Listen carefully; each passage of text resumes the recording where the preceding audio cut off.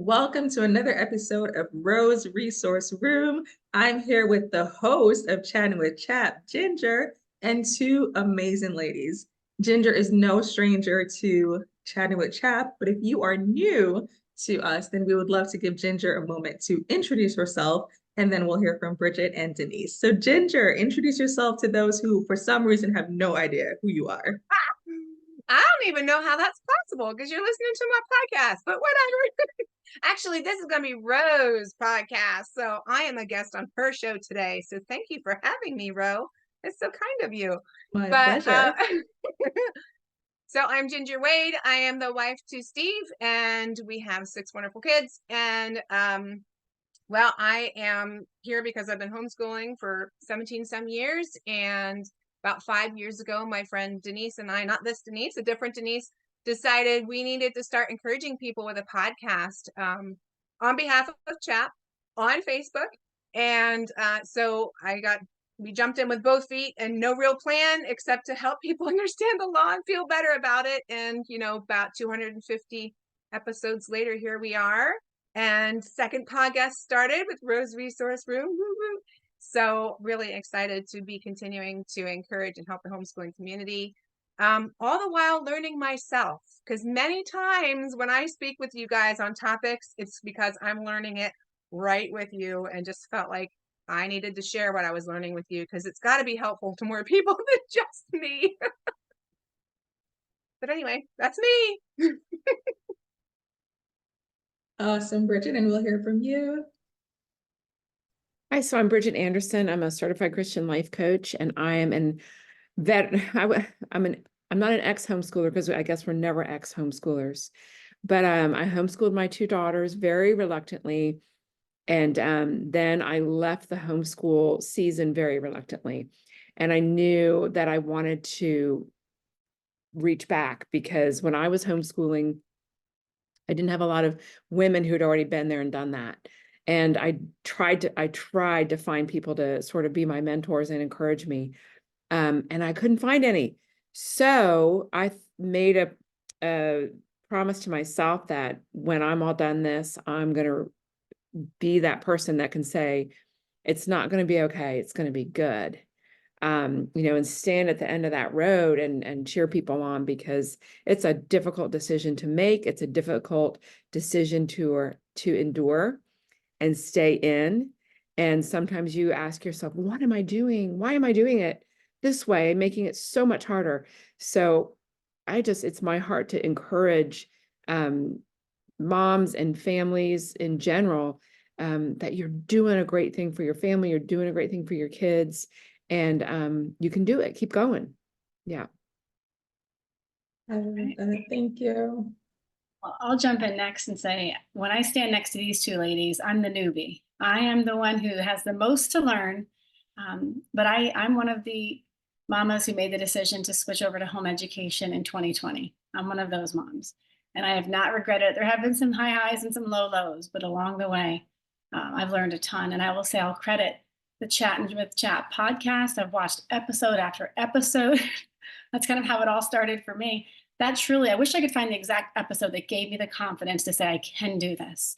I remember listening one day. I remember the moment where I was like, I'm in too far. I heard too much and now I can't go back. So I credit this podcast. I love it. And that's why I'm always willing to help out. I want to encourage and to help and equip others. Now I have a couple years in, I guess I'm 4 years in at this point, but immediately realized not only do I want support, but I want to provide that to others. And I love this whole idea, even if you have a little bit of learning, you can lean in and help someone else just kind of get caught up and just take advantage of this resource. This is the opportunity to teach our children is amazing. About me personally, I live in Northeast PA. I'm married to John. We've had 19 years, which is awesome. People told us when we were first married that excitement will wear off. We didn't appreciate that, and it has not worn off. We are madly in love still, and it's amazing. We also would like to encourage people in their marriage as well. So marriage, homeschool, in their faith, and their Christian walk. Constantly encouraging all day, every day. We have 2 kiddos. They're just finished up 2nd and 4th grade. And the funny thing is at the tail end, when we need that encouragement, when I was like, please guys, let's finish strong, they were really not interested. I pushed them through. We got it done. We celebrated. And do you know what my kids are doing right now? their new school books for next year. We're already done for the year. They just got here today and they're both breaking open their books. I'm like, man, God, help me as a mom, to make it more organic, to let them learn when they want to and not just when I'm like, okay, day 180, pushing for that 180. So just want to enjoy the journey and encourage other people who are also just trying to get through like we are. That's where I'm at.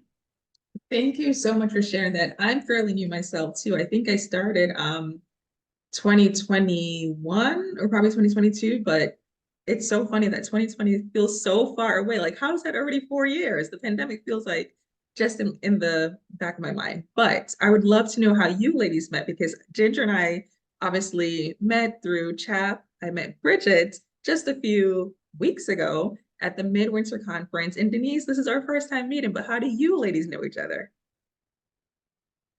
Well, I think Ginger, I think you might want to take the lead on that one because we both reached out to you, right? Is that how that works? Yeah. And you know what's funny about it?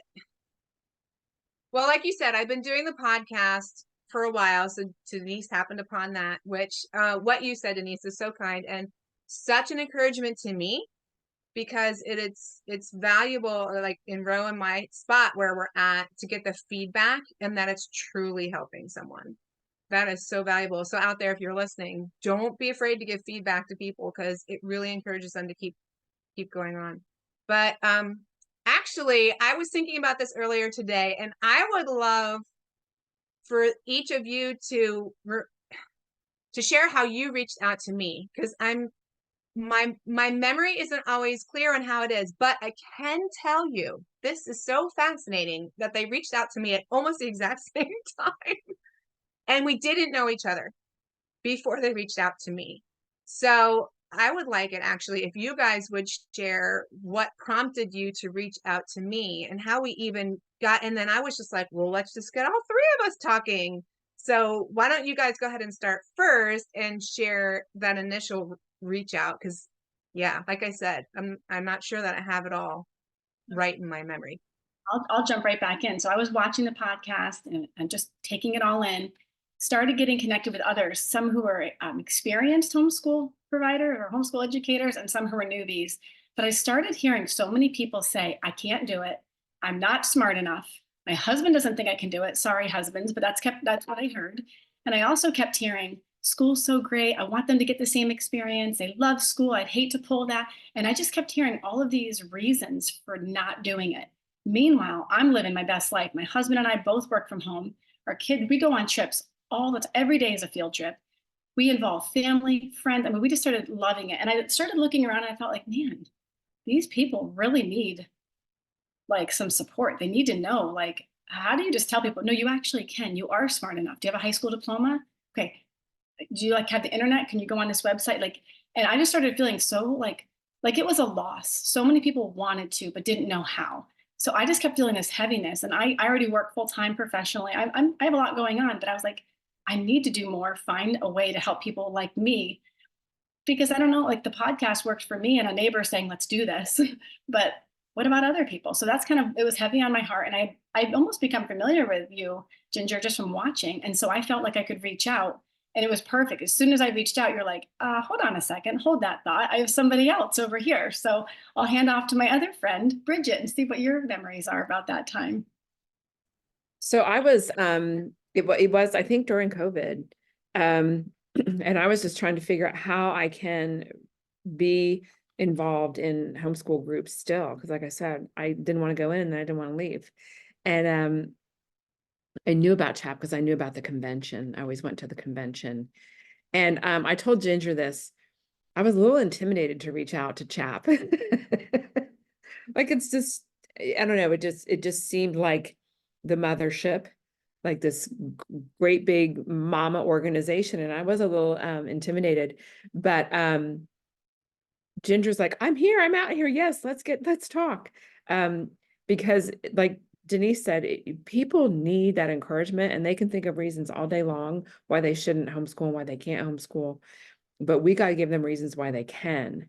And when you shift that perspective, it's all about your perspective. You know, when you shift that perspective and start looking at it from that point of view of why can I do this? then everything changes. And then when you find out you're not alone, there's actually people that are like-minded, that are thinking like you, and they're scared too, but they're doing it, and maybe we could help each other. I mean, that's just huge. Yeah, so these wonderful ladies reached out to me, and they have wonderful skills that they've built. They're coaching and counseling. And when we came together and started talking, like, it's like when you get that spark. I mean, it, Ro, when you meet someone with a vision and you get talking, it's like when you and I talk for the first time, you're just like, wow. And then our brains are going and we're like, wow, what can we do? And it was during COVID, I think we got this idea of CHAP mentors and how could we mentor people and what would it look like? And I know lots of people, lots of state organizations have mentoring networks, and they all function differently and they all work differently. So the three of us came together with this new idea and had to hash out what it's going to look like for the CHAP organization, and how we could provide support and invite people in to support those who are coming along after them. And one of the things that we, with our talk this year and another things that we're going to be trying to do in promoting the convention is, don't take all your experience and disappear after you go, because you have so much to offer. Like Bridget said, reaching back to those people behind you and bringing them up along with you. It's just, and you can't get that experience without the experience. So like, you can't get that knowledge without the experience. So someone who's just stepping in needs that, or someone who's 5 years in and getting ready to go into junior high needs that, or whatever. And there's just so much we can do with a simple conversation. Excuse me. It doesn't have to be this intense thing, just a simple conversation or being available to answer a question. So, yeah, we designed, well, I need a drink of water. So maybe you ladies want to tell us. I do remember it was the convention in 22, our first year in New York, that we gave presentations, but you guys want to share what we got together and presented there, what we came up with? Sure, I'll jump in here. So we started the CHAP mentor program and have different ladies from across the state. When we started it, we weren't sure, how many people would be interested, what counties we've ever represented, trying to figure that out. So when we got together at the conference, it was really neat. We opened it up and had a panel discussion and invited people to come in and say, what are the questions you're getting? What kind of support you're providing? And I think we quickly realized that it's more informal, that the conversations really, it's not this rigid, it's more an informal thing. So some people just said, I'm mentoring, but like unofficially, I'm having conversations everywhere I go. And that, I think, is what we quickly learned on our own, but also from that panel, just trying to find that. And I'll just kind of add one more thing. It's always hard for me when I know someone retires from something that they're really, really good at. I always have to all those years decades of becoming the best at what you do, and then you retire. And I know that's rough on that person, but it's also a loss to whatever profession, whether I'm a counselor, so it's counseling, coaching, homeschool. And so when we started talking about it, all three of us were just like, how do we help people continue to give? And I think of that generativity versus role stagnation, that later lifespan where it's like, how do I then go back and give this? And that keeps people it's just such an exciting thing. That's just a natural thing that we do, I think, as women. So we try to create that space. And then maybe if you want to pick back up, so we try to create that space for people to connect. We have monthly meetings where we connect with each other, talk about up and coming things, things that are just going on, questions, that Ginger's receiving from the podcast and from the inbox, and just been really encouraging to one another as we then go out and then provide that to other people. Yeah, and I was just going to add, I love what Denise, what you said about the keeping people in the game, keeping people in the mix, because we need what you have. And it makes me think of Psalm 92, where it says, growing in grace, I still thrive and prosper and bear fruit, even in old age. I flourish, I'm vital and fresh. I'm a living memorial to declare the Lord is faithful and upright to his promises, right? And I think culturally, we're so steered by culture. We can be so affected by it. So that same culture that says you can't homeschool your kids, they have to go to school, is the same culture that says you've got nothing left, you're washed up, nobody needs you. And I think we're trying to unlock all those things. And wow, what resources there are to tap into for everybody, and what a way to change culture and families, right? So it's so valuable. And so we, I think we all have this vision of it really being a community, even though, you know, we may live far apart from each other, but just people becoming a community to each other. I mean, Denise and Ginger and I didn't meet for a while, like in person, but we sort of built a friendship online. And so that when we did actually meet in person, it was like we were old friends. So it really can be done, and we can foster that and help create that. I love that so much. You know, when you started talking, I was going to be like, give the people a sneak peek of what you're going to share. But I'm like, this is it. What you're doing right now is encouraging, and that's what you're going to do in June. I'm sure of it. So, Denise, there's a quote, maybe I made this quote up, but there's something in my head that says, if you can't find it, create it, right? And that's literally what's happening. You're looking for the support and you're like, oh, I guess it doesn't exist. I'm just going to create it, right? So I love that you're doing this. Before all the other ladies jumped on, Denise and I spoke for like 2 seconds and we're like, we're a little booked, we're a little back to back, we're a little overcommitted. How would you encourage the woman who thinks, I cannot add not one more thing to my plate, there's no way I can homeschool? What would you say to that mom? Boy, that's a Or tough one. dad? And you know, we gotta pretend like, no, I'm kidding. I would say I hear that on a regular basis. And I often honestly think, if I can consider the audience, I think, is this person like 9 out of 10 tapped, can't take on anymore, or they just think that they'd like to, but can't? I kind of like try to tease that out. Sometimes they really are just overcommitted. If I could be so real, sometimes I think just a mere presence of being around people like us who have made this decision sometimes makes people feel guilty. They've shared that with me. Like, well, if I would, I could, or I'd like to, but I can't. And I just say, please know that this is just how we're choosing to live our life. I'm not suggesting that, you know, obviously I would like people to, but I don't want to put that onto people. So with that being said, I want to encourage people who express an interest or suggest that they might be interested, but if they aren't, I don't try to push it onto them. I think that's one way that I kind of do that. And God made me a special way. I'm kind of intense all day, every day. I don't usually get tired until about 7, and then I'm done. There's nothing after that. So I sometimes can kind of scare people with the intensity because I live one life. I don't want to maximize it. I want to live my best life, be the biggest, like, just impact I can have God work through me, be a light in the darkness. So around people who don't live like that, you know, that's a little tough because it's tough for them to keep up. So I guess I would say you make time for what's important to you. And at this point, I don't even like when my kids are away from me at this point. It's funny. We enjoy life so much together. The other day they had a sleepover somewhere and I was like, ooh, yeah, that's nice and all, but I could not wait to be with them because we do life with our family. So I would just say, you make time for things that are important. And if another thing is, look at your life, take a moment and look around, like, where are you spending the majority of your time? And when people say, I'm so busy, but I constantly see Facebook posts, or I'm so busy, but you make time for movies, or not that that's not important, but you know, people make decisions. And so I would just say, make time for what's important and reprioritize. Like this past week, I've been asked to do probably 2 or 3 different things. And for each thing I say, how long do I have to make that decision? Let me think about it and pray about it. And all week long, I'm like, God, make it clear to me if I should do this and serve in this way, or if I should not, so that I could do something better. And so I feel like just praying about it, listening to his answer, not just our own.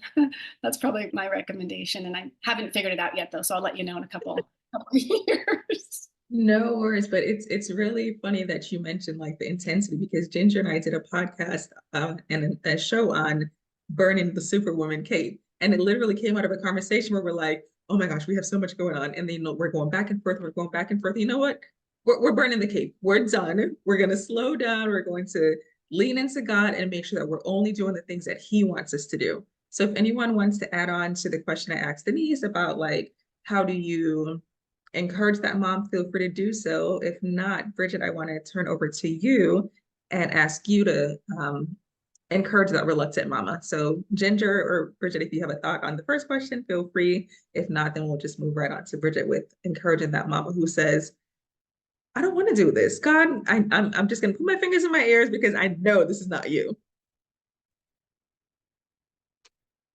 Well, I would say that I'm completely the opposite of Denise and probably Ginger.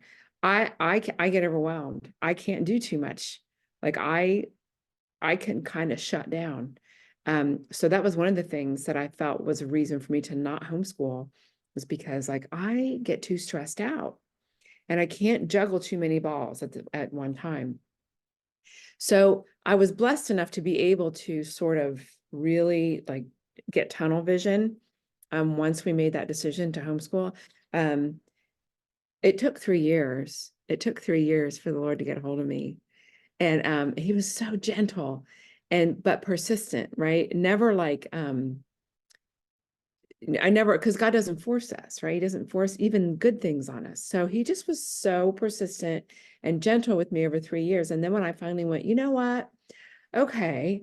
Then I remember where I was. We had gone to a really small homeschool conference in at Delaware College, Delaware Tech, Del Tech, up by the Christiana Mall.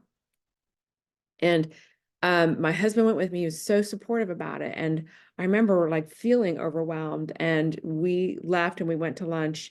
And while we were at lunch, I just prayed, Lord, if this is really what you want me to do, then help me to be excited about it. And by the time we left lunch, I was so excited. I was ready to do it. And we went back and I had a whole different perspective on it. Like then I was really looking, before I kind of went to find reasons why I wasn't doing it. And when I went back after lunch, I was finding ways to like things I wanted to do, right? So after 3 years, I did finally see things God's way. And so there's that. And then what was the other thing you wanted me to tell you? What was the other question? Oh, So because I get overwhelmed. So I get overwhelmed and I felt like I wasn't gonna be able to handle all that. But so I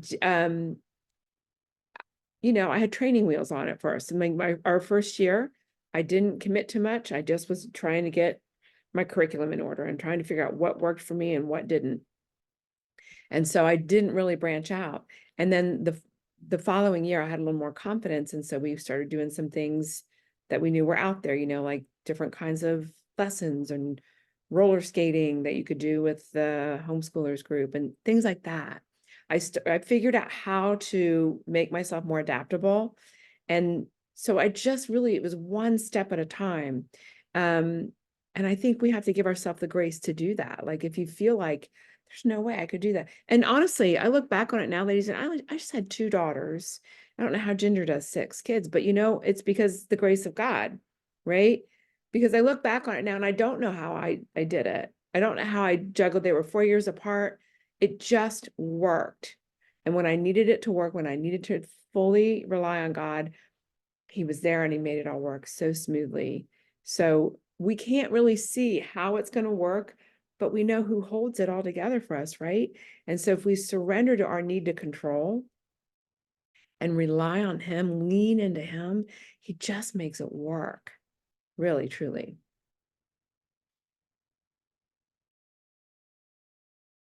I absolutely agree with you there, Bridget. And I'm still learning that lesson 17 years in, and I'm still learning to release the things, release the expectations, just give it over and let him do with it what he wants. And I did start out with the absolutely structured, planned curriculum because, like all of you, I was overwhelmed. There's a lot of choices, and what's the right one? Oh my word. And so you just start where you feel comfortable and you get your feet in there and you let God take care of it, and he grows and peels things away and changes things, and when you're moldable in his hands, it goes a little better than if you're kicking and screaming. Not that I know, but and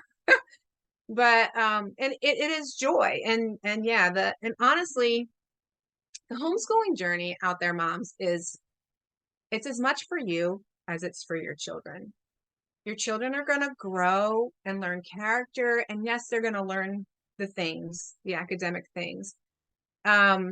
but what you're going to learn and how you're going to grow in your character and in your love for Jesus when you're releasing things to him and letting him, because you're going to see all those little things. And when you have your kids home and you see them get it, there's such joy when they're starting to learn the things when they're little. But when they get older and they start responding with character and making decisions, and you're like, wow, where did that come from? That was amazing. There's such joy. And like, so you get to those mamas out there when they get to high school and they're like, oh, high school, I can't do it, I'm going to put them in school. Don't do it, because that is when you start to see those moments and you can rejoice and thank the Father in heaven that he is doing amazing things in the lives of your children, and you get to see it. You get to see it. And when they do encounter hard things, you can walk them through it, because we've had those too. It's not like it's been, easy camp life the whole time. There's been hard things, and we've had to make difficult choices, and we've had to be firm as parents, and we've had to be relaxed as parents. I mean, it's just all the things, but it's different, and it's different for everyone. Like, it's the approach that I need is different than the approach that you need, which is kind of tricky, because there's no follow this and it's going to be great. There's no 10-step program, whatever. It totally has to be in the Father's hands. But he's not going to drop you. He's not going to drop you. And it's going to be good.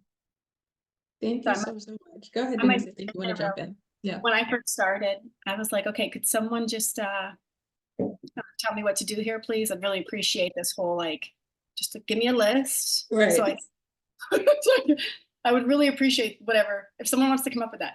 Exactly. So my first year, I was like, well, how am I supposed to pick curriculum? And I watched everything and listened, but here's my point. While you're trying to figure it out on your own, like going and to ask people, mentors, connecting with people locally, any support groups. Where I am, we have a Salt and Light support group. I'm part of a co-op group. Ask the people who already been through it. I mean, one year I picked this and this and this, and by the end, someone's like, what kind of curriculum? I'm like, dude, I don't know. I don't even know. And then I was like, I picked all one. I'm like, I'm going to stick to this one. It's going to make it so much easier. And you're already laughing because that wasn't going to work.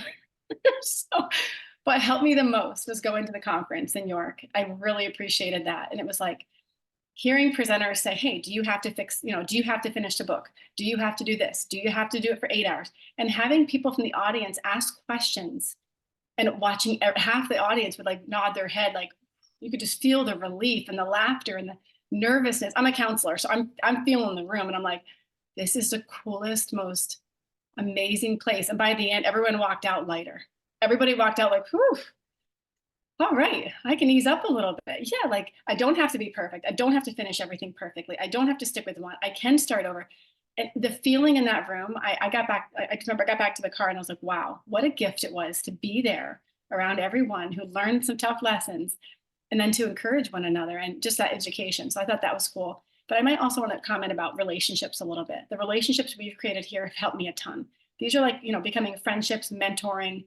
But then I take that confidence back to my groups, back to my homeschool co-op, back to my, support group locally. And so when I see newbies walk in, they say, first meeting, I walk right over. I say, welcome, you belong here. I'm so glad you're here. If you have any questions, feel free, because we have to.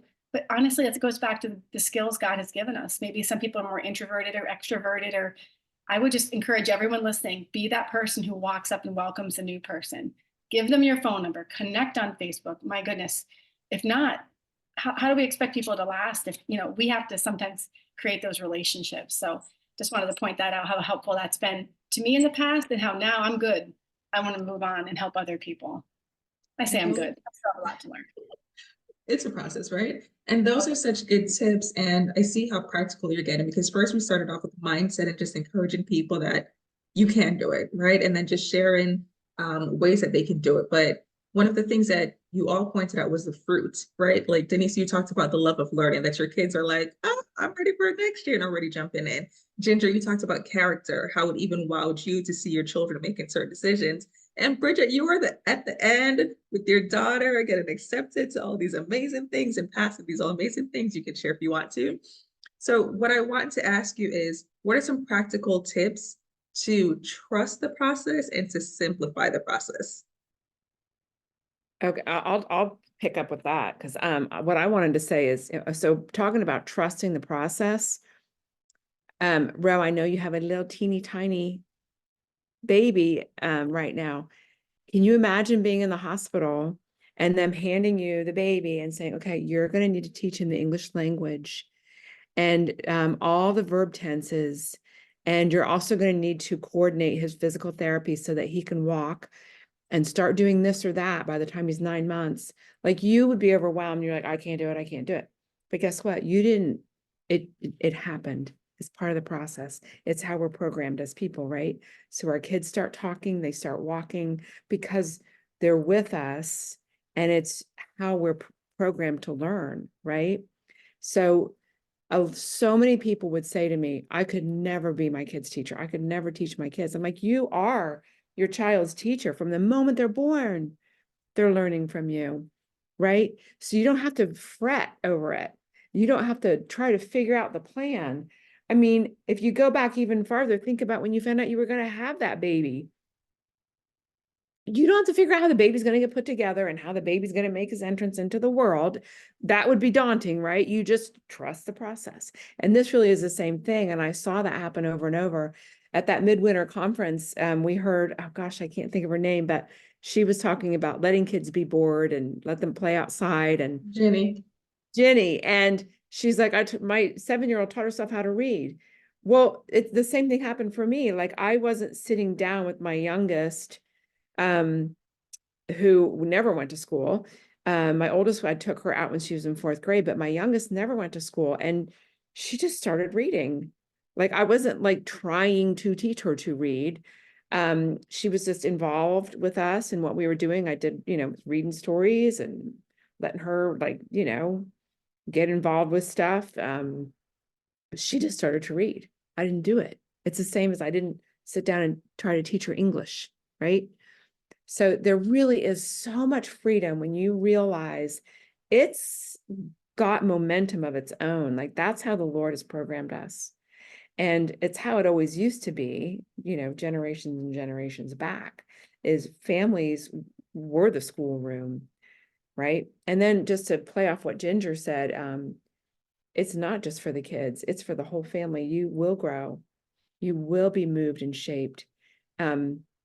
And it's not always going to be clean and neat. It's going to get messy probably sometimes, and it's going to get hard at different times. And there will be times when you think, should I keep going? And the answer is yes, if you can keep going, be adaptable, keep going. I love what Ginger said about don't have a plan and go, when they're in high school, I'm doing this. Be adaptable. And the most important thing, you asked the question, how to keep it simple. Let your stress level be an indicator as maybe I've got too much going on, right? If you're starting to get stressed, I would look at my calendar. When I saw that stuff on the calendar, I knew I had to pare it down. Don't be so eager to fill up your empty pot of a calendar, right? Like, you start the school year and you're like, this year we're going to do more activities. And so you start scheduling activities, and before you know it, you have so much scheduled that you feel stressed because you can't get your lessons in. Okay. So just listen to your stress level, right? And then use that to help yourself pare down. Ask your kids, what's working for you? What's not working for you? Do we want to keep doing this? Is it worthwhile? Or would you rather stay in your pajamas and read a book? So there's my 2 cents.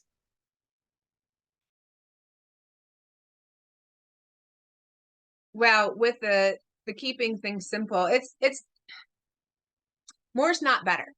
Okay, more's not better. There's a lot of awesome stuff out there, and there are so many places to go and so many things to do, and more is just not necessarily better. It could be for a season. It could be less books and more trips for a season. But whatever, it's like you said, Bridget, talk with your crew. What's on your hearts right now? One year we did all unit studies for history, and to the end of the year we were like, okay, I'm done with crafting. But we did it, and we got our fill. It was good. But that was it. We did it 1 year and we moved on to something else the next year. So, all the flexibility, and that's a simplicity in itself, because you're not doing something that you're like all dreading, you know, and sometimes we do have to do things that we necessarily don't want to do. That's part of character training too. But yeah, it's going with the ebb and flow of life. I mean, things happen too. You know, I talked to so many moms who are like, we had this tragedy happen in our family. My kids haven't learned a lot. I think I should put them in school. No, because you are learning and growing through what you're going with. Just because you're not doing paperwork and books does not mean you're not learning. And you are training your children on how to work through tragedy. And it's just as valuable as doing 2 times 2 is 4 and whatever else. So all of life is learning. We need to, the package, you know, the whole package. And there's some simplicity in allowing yourself to go with that, right? And not getting caught up in the drudgery of I have to. And another thing Bridget said though too, she said that energy and the momentum, and you get going and things get rolling. That's one of the things that I don't know about you ladies, but every time I was at convention, that energy, you're at the end of the year and you're kind of like, oh, I don't know, next year, and you go, and it's just this, right? This, I don't know, it's the Holy Spirit or what? I don't know, it just comes through the whole place. And you're like, oh yeah, I can do that. Whether it's the encouraging message or the people you run into or the books you get to look at and then don't buy anyway, or whatever. It's just something about being together. I don't even know what it is, honestly. It's so encouraging to be there. And I know sometimes it's like, I've got a lot going on, or it's vacation time or whatever, but I've never ever had someone who's attended convention. Now they might have complaints because some things happen, but I've never had someone say, this was an absolute waste of my time. I can't even believe I came. There, of course, there's always like, you know, this could have been better, but there's always good that comes out of it. And the connections you make and the things you learn. I'm learning. I go to sessions. I've been going since my oldest was 3 and he's now 21. So I go and I learn and I listen, and there's something for everyone. I don't care if you're on your last year of school or if you're past and you're bringing someone new. Shannon Lehman, one of our new mentors, still goes to convention even though she's been done homeschooling, because she and her girlfriend love it and they come and they listen. You can always learn. There's always, it's like your continuing education, right? Continuing to learn. Anyway, that's my convention plug.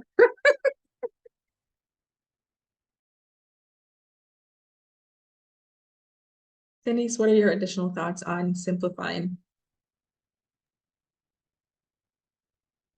So, you know, sometimes we're sharing, sometimes we're learning.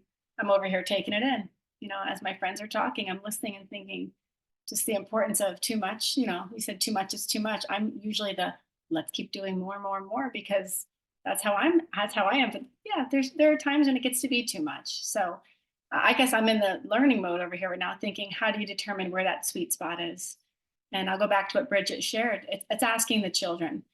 When we first moved in 2020, not only did we switch to homeschool, but we also moved. So we did this whole like, hey, we're going to stay home. We're just going to move where our home is. Okay, we're going to move 3 hours north from here.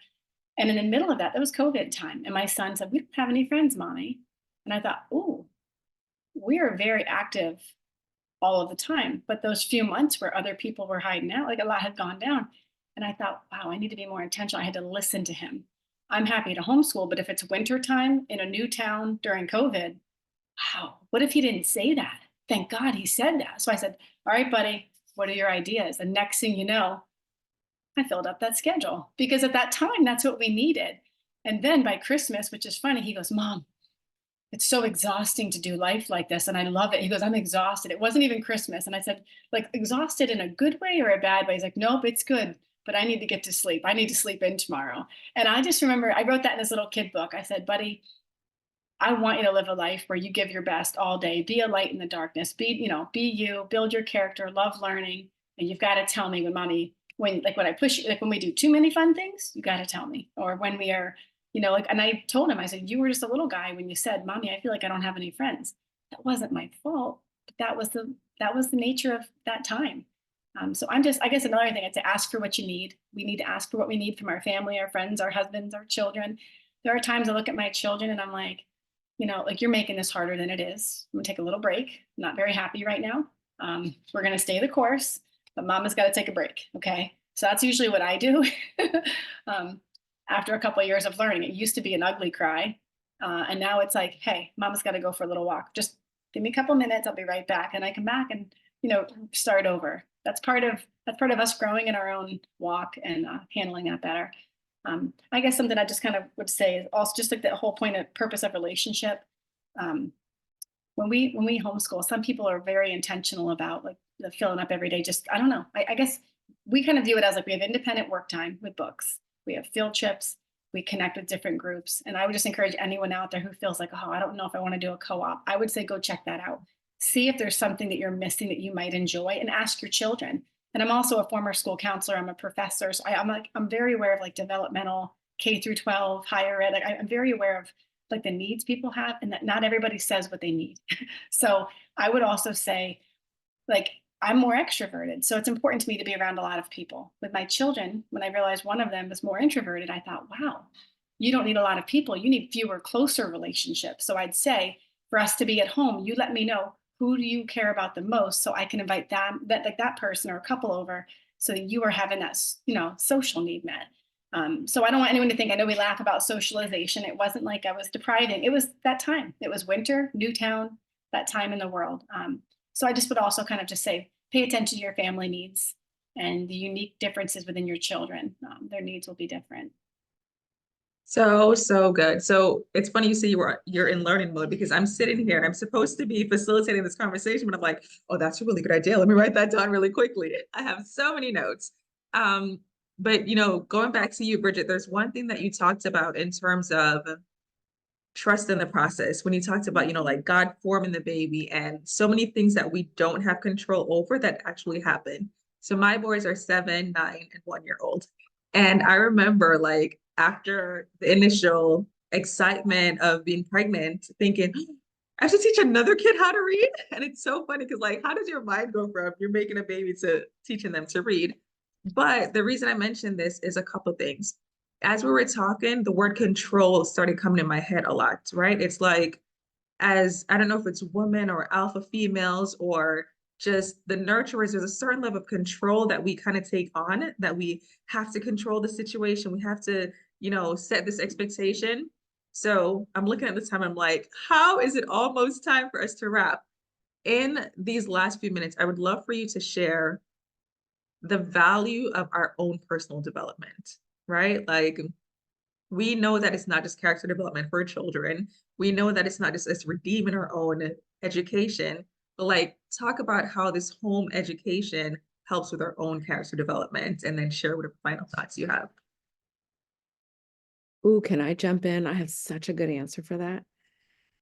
When I was homeschooling my kids, the first 6 months was really hard, and I was convinced it was because my kids weren't playing right. They weren't doing it right, right?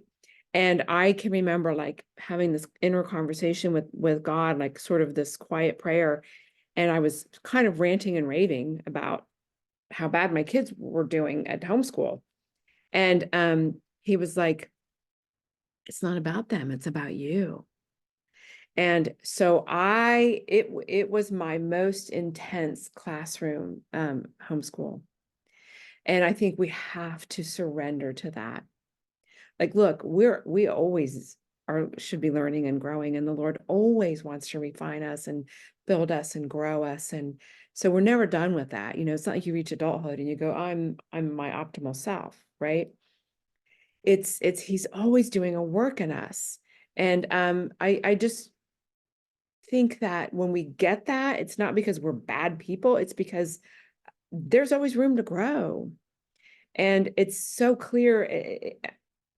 It just becomes so obvious, I think, when you're in that environment of feeling safe, you're with your family and you know you're loved and you love them, and it's a safe environment where the Lord can get hold of you.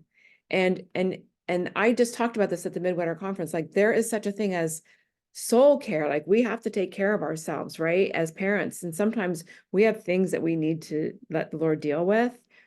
You know, the world latches onto this and it's like self-help and you're a victim and all that. And I'm not talking about that, But what I'm talking about is spirit-centered soul care. And parents, you might have some stuff. And it might be time to work on that. And you can do all that in parallel, right? But so just be soft for the Lord and let him do what he wants to do in you, even during that time that you're a homeschool mama. And I could keep going. I'll shut up there, but it's so important to let him do what he wants to do in you. All right, I'll jump in next and say I've grown more in the past few years, I think, than the past decade, no doubt.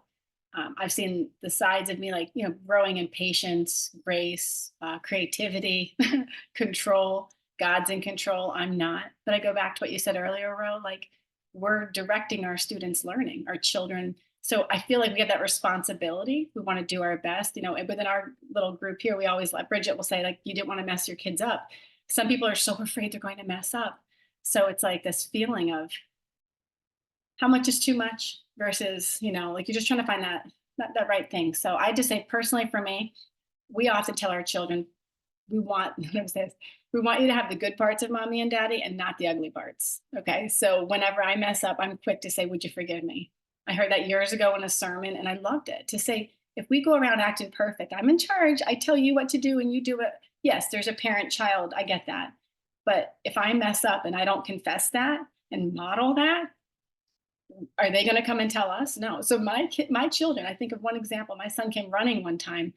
He's like, Mommy, and he's crying. I thought something happened to my daughter. I was like, what happened? He's like, I was playing in the kitchen and I'm swinging a hammer and I smashed it off the counter. And of course the chip comes out and he's thinking I'm going to lose it. I'm like, but I was like, I'm just so confused that you ran to me. Like, I was outside and he ran out to tell me what he did. And at that moment, I was like, that was awesome. So my development, their development, like your character, I just say, love God, love others. It's academic stuff. Like, yeah, I love learning. I want to be a lifelong learner.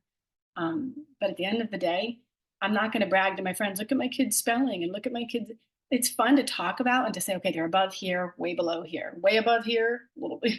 But at the end of the day, it's their love of God, their love of others, their character. So I need to emulate that. I need to model that so that they can pick up on that from me. And so I guess nobody's perfect. They're like, I love Bridget's comment. I've got some stuff to work on. We all do. And I think it's okay to say to your children, you've got some stuff to work on. What do you want to work on? How can I help you with that? That's a counselor in me. Like, to me, if they're motivated to work on something, let's make it fun and then celebrate like crazy when they make progress. We catch our kids doing things, improving in any area, standing up against worldly stuff, the anti-God stuff. Anytime we catch them, I go, I saw that. That was tough. Let's go do here's $1. It sounds funny. Here's $1 for your piggy bank, or let's go get ice cream. Or awesome. God saw that. I saw that. So while I'm teaching them, I'm growing in that way as well. Big time. Yeah, so totally agree. And God's going to bring up what needs dealt with. And some of it's ugly and it's not fun. But working through it and being on the other side of it, there's nothing like it. And you're not going to teach your kids a better lesson than you going through it.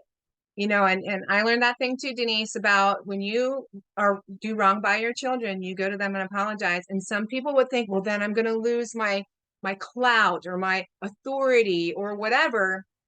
Absolutely not. They have your respect because they know when you've messed up. And if you don't admit it, then they see that you're not living the repentant life, that Christ calls you to as a follower of Jesus. So many times I just say, your children learn by example so much better than by your instruction. And your Bible studies are wonderful. We need that. We need to discuss those things, but seeing you live it out and seeing you even learn through this process of how do I choose a curriculum and how is it that you approach that? Is it through prayer? Is it through discussion as a family? And that it's so stretching for you, but so good for you.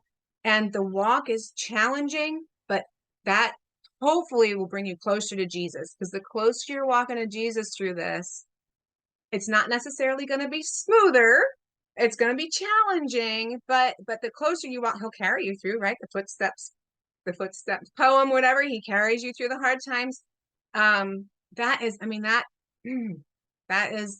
the thing. And that's what I'm learning. And I'm not saying I do it all the time. I'm confessing to y'all right now. There's times when I'm very strong-willed and bullheaded, and I want to do it this way.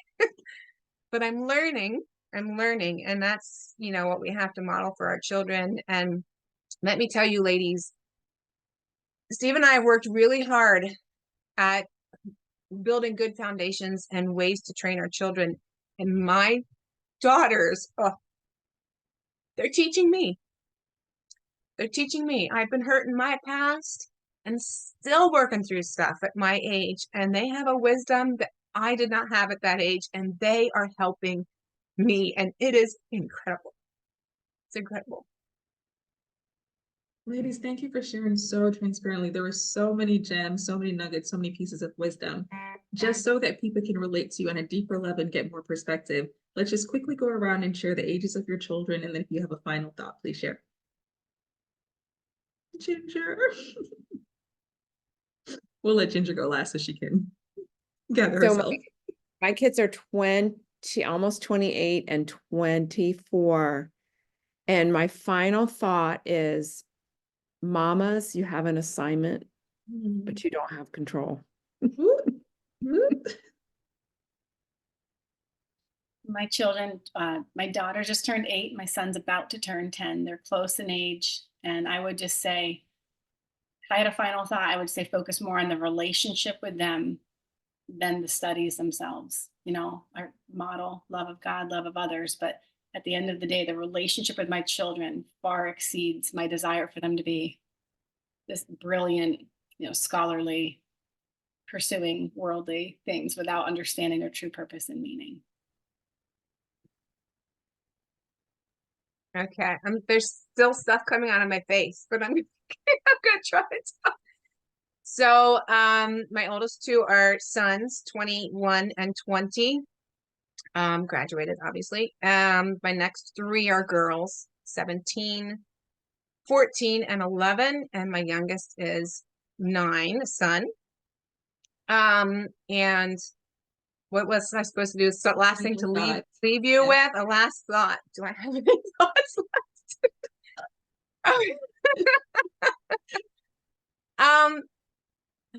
The word that popped into my head while Denise was speaking was just rest.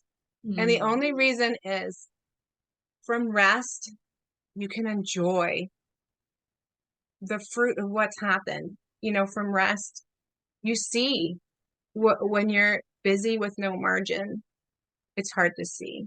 But when you're resting, you can see and enjoy it. And like I said, we had a fundraiser concert recently because Molly and I are going to Ghana. And my kids have a praise band.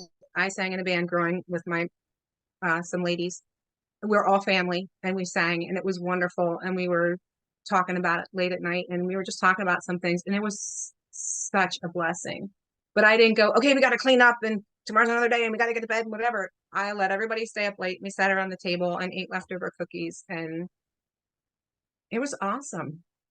It was good. It was good for my soul and good for our relationships. But you can't do that if you're wound tight around the schedule and all that stuff. Thank you so much. This has been raw and real, and I have been tremendously blessed by it. Like, listen, if you listen to this and it's been under an hour and you've been so blessed, imagine what you'll get in a weekend. Go and get your ticket now. Call a friend, invite a friend, bring the whole family. Thank you. Thank you so, so much for your time today, ladies. Thank you for your encouragement. Thank you for sharing your stories and just reminding us that this is God's idea, right? This whole institution of family and us teaching our children, we're their primary teacher, we're their best teacher. This is his idea. So give yourself a little slack, let the reins a little bit loose. You can do this. Thank you so much, ladies. Thanks for having us.